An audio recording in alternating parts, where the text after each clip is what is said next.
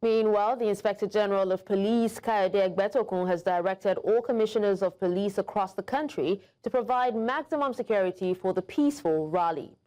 Force Public Relations Officer Olumuyiwa Adejobi disclosed this in a statement. He also cautioned against the spread of misinformation surrounding the protests scheduled to be held nationwide on Monday. Adejobi, an Assistant Commissioner of Police, said that some narratives were being deliberately twisted to discredit the federal government and undermine the current leadership of the Nigerian police force. He said the call by retired officers to exit the contributory pension scheme was not a recent development. News Central Sagir Ibrahim, who is covering the demonstrations in Abuja, now joins us for more updates. Thank you for joining us, Sagir. Can you paint us a picture of what the situation is at your end?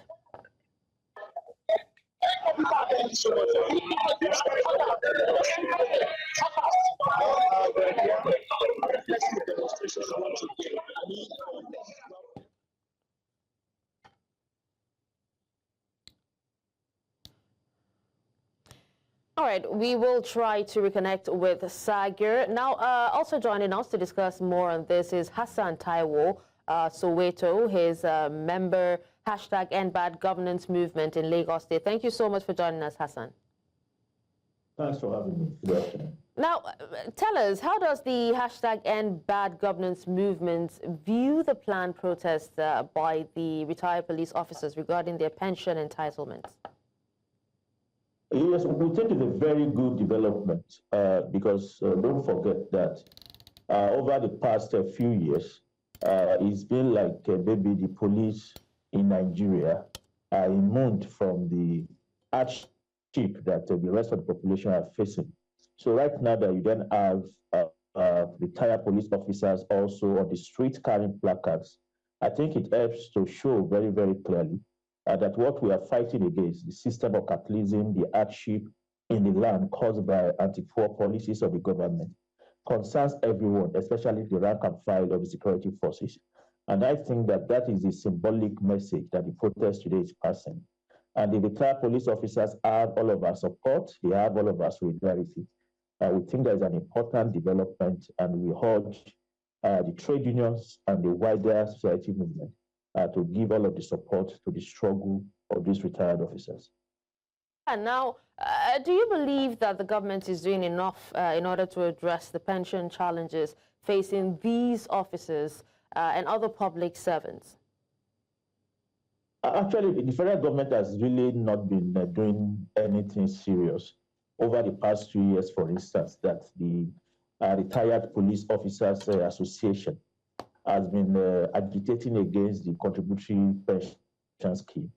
And neither has the government over the years actually responded to the different complaints by the rest of the workforce about the contributory pension scheme, because that pension scheme over the past 2 decades that it has been imposed on the Nigerian workforce has actually done more harm than good. This year is actually the 20th year that the CPS was imposed on the basis of a review that was carried out under the Obasanjo administration in 2004, which annulled the old pension scheme and then imposed a contributory pension scheme. Many of the complaints that the police officers unions are making today, several sections of the workforce have equally made it, including the academic staff unions of universities, as well as other different categories of the labor force. And the generic complaint is that, this contributory pension scheme is actually forcing even more havoc than the previous pension scheme. Workers are having their own contributions deducted every month. Meanwhile, employers' own contributions are not being deducted, or if they are deducted, they are not registering, in the accounts. Apart from that, also is that there have been several complaints about, deduction. Removal of money from the pension account without the workers who are supposed to be aware of it being informed.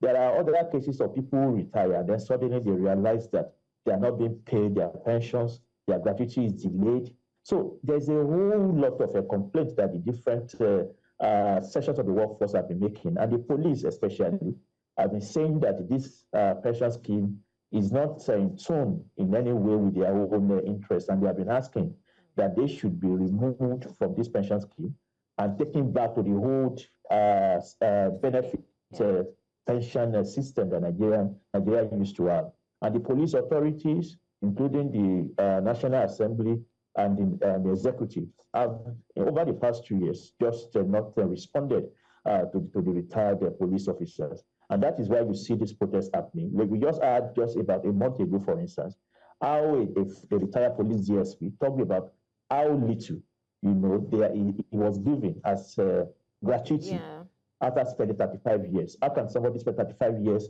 in service as a police officer, and then he gets just about 2.4 million naira, as a gratuity, and then he gets a monthly pension of maybe 46,000 naira, and that's what an adult, an old person who has served this country meritoriously is supposed to survive on a month-to-month basis. So there's a whole lot of problems, which is not just about the police alone.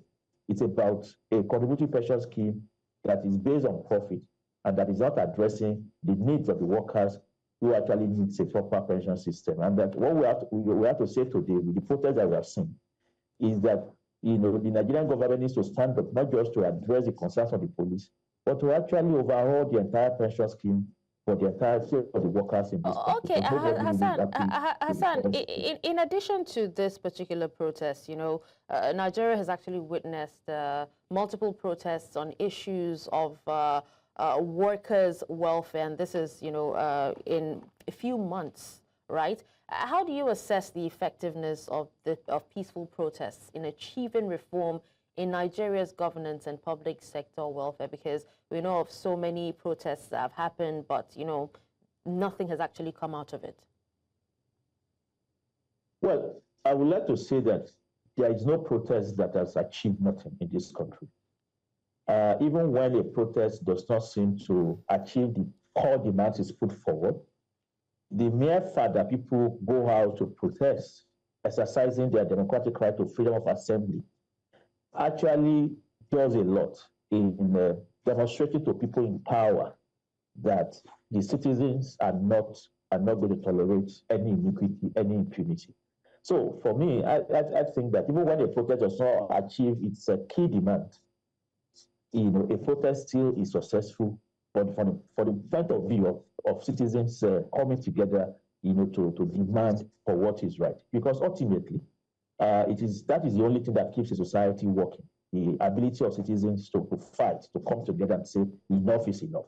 And that is what we have seen over the decades in Nigeria. Nigerians always coming out to fight, regardless of who is in power, whether it's a military dictatorship or a civilian government. And we have to say very, very clearly that on the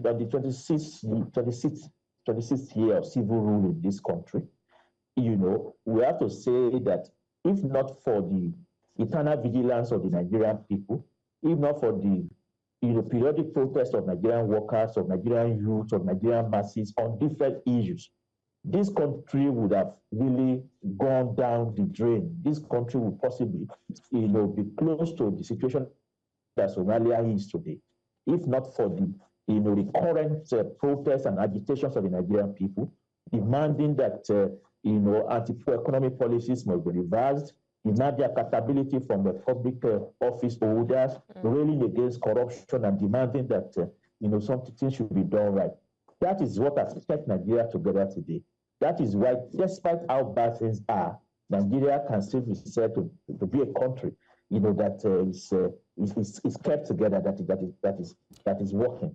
All right, meanwhile, when you look at the rest of Africa, you see society descending, into ethnic warfare and all of that. So I think that is the ability of the Nigerian people, the working class, the youth, to fight periodically, to protest, that has actually achieved this, and that has to be kept on, because that is the only way. All right, Hassan. Now let's try to reconnect with our correspondent Ibrahim Sagir, who is at the protest currently. Sagir, can you hear me now?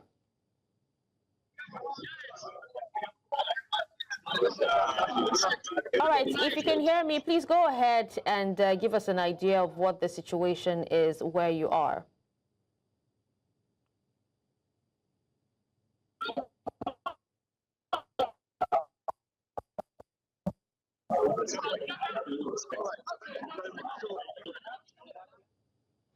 All right, we still seem to be having audio issues, but let's come back to you, Hassan, just before we wrap up with you. Now, let's look ahead now. What are the next steps or even planned actions to be taken in order to amplify these calls for accountability, improved public welfare, and also an end to bad governance in Nigeria?